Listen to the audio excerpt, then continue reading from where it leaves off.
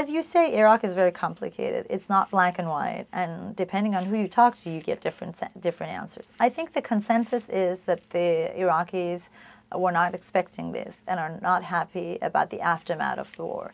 Even the Iraqis who were happy that Saddam was toppled are not happy that security fell apart, that the country was dragged through civil war, that the 5 million people are now displaced and refugees. I think that the aftermath is definitely criticized by most people.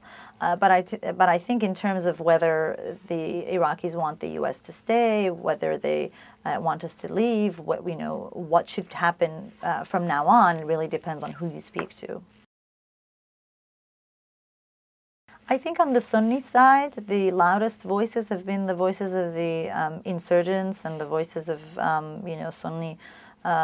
Sunnis who are deeply resentful and have even resorted to violence in order to get their points across. Just because of the nature of the attacks, it's spectacular. It gets a lot of attention. A lot of people die.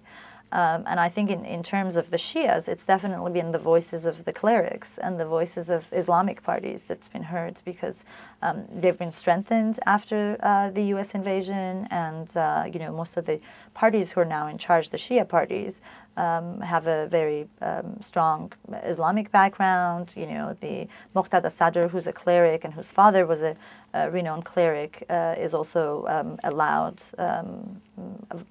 somebody who's prominent and whose voice we often hear.